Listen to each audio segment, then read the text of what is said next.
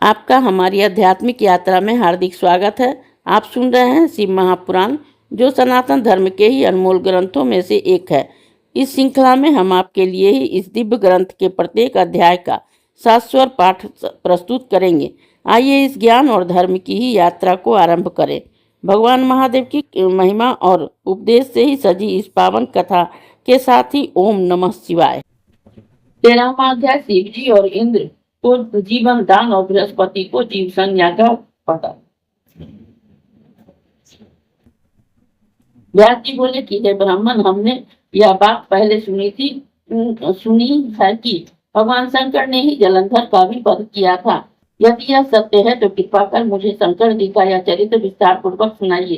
सूत जी कहते हैं, जब व्यास जी ने उस महामुनि से इस प्रकार पूछा तो वाक्य शरद कुमार जी ने कहा, हे मुनि, एक समय जब देवगुरु बृहस्पति और देवराज इंद्र कैलाश में शंकर जी का दर्शन करने गए तो शंकर जी ने अपनी भक्ति से परीक्षा ली।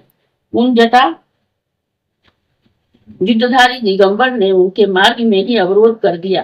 यद्यपि वे तेजस्वी दांत और लंबी पूजा और चौड़ी छाती वाले ही गौर वर्ण अपने विशाल नेत्रों से युक्त तथा सिर पर जटाधारे बैठे ही थे, तथापि उन शंकर जी को न पहचान कर इंद्र ने उनका नाम धामादिक परिचय पूछा और कहा कि शंकर जी अपने स्थान पर ही या कहीं गए हैं। इस पर उन तपस्वी ने कुछ न कहा, परंतु त्रिलोकी के ही स्वर से गर्वित इंद्र कब तक चुप रहते। उन्होंने क्रोध कर तपस्वी से भुड़क कर कहा कि अरे, मैं पूछता हूँ, तू उत्तर क्यों नहीं देता? मैं अभी ही तुझे इस वज्र से मारता हूँ, फिर देखूंगा कि तुम दुर्मति की रक्षा कौन करता है। ऐसा कहकर क्रुद्ध हो इंद्र ने जो भी उस पर दिगंबर को मारने के लिए हाथ से वज्र लिया, त्यों सदाशिव ने वज्र सहित ही इंद्र का हाथ स्तंभित कर दिया और विकराल नेत्र कर भगवान शंकर ने जो भी उसे देखा तो त्यों ही ऐसा विदित हुआ मानो वह दिगंबर प्रज्वलित हो उठा है और तेज से जला देगा। पीड़ाएं स्तंभित होने से इंद्र के क्रोध और दुख का अंत न रहा, परंतु ज्यों ही बृहस्पति ने उस पुरुष को प्रज्वलित देखा त्यों ही अपनी बुद्धि से उन्हें शंकर जानकर प्रणाम किया और दंडवत कर भी बहुत सी स्तुति की। फिर इंद्र को भी शंकर जी के चरणों में गिराया और शिव जी से बृहस्पति ने कहा कि हे दीनानाथ, हे महादेव, आपका क्रोध रोककर इंद्र के ही अपराध को क्षमा कीजिए। बृहस्पति के यह वचन सुनकर ही महेश्वर गंभीर वाणी में बोले कि हे बृहस्पति, मैं अपने नेत्रों से निकलते हुए क्रोध को कैसे रोकूं? बृहस्पति ने कहा, भगवान, भक्तों का सदैव ही दया ही करनी चाहिए। भला अपना भक्त वत्सल नाम तो सार्थक कीजिए। आप अपने इस तेज को कहीं अन्यंत्र स्थापित कर इंद्र का उद्धार कीजिए। तब भगवान शंकर ने गुरु बृहस्पति से कहा कि मैं तुम्हारी स्तुति से प्रसन्न हूँ। तुमने इंद्र की जीवन दान दिलवाया है, इससे मैं अपने वर द्वारा ही तुम्हें जीव नाम से विख्यात करता हूँ।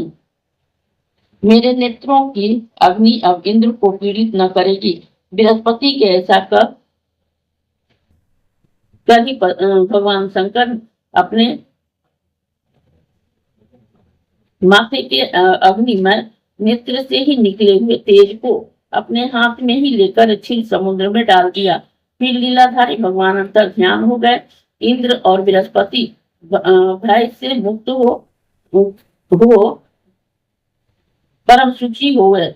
इस प्रकार जिनको जानने की इच्छा हो उन्हें जानकर इंद्र और बृहस्पति अपने स्थान को चले आए। इस अध्याय के श्रवण हेतु आपका हृदय से धन्यवाद। हम आशा करते हैं कि शिव महापुराण की यह दिव्य कथा आपको आध्यात्मिक शांति और गहन ज्ञान प्रदान कर रही होगी। कृपया अगले अध्याय के लिए हमारे साथ जुड़े रहें और अपने सुझाव एवं भावनाएं कमेंट के माध्यम से अवश्य साझा करें। धर्म, भक्ति और ज्ञान की इस पावन यात्रा में आपका साथ हमारे लिए अत्यंत मूल्यवान है।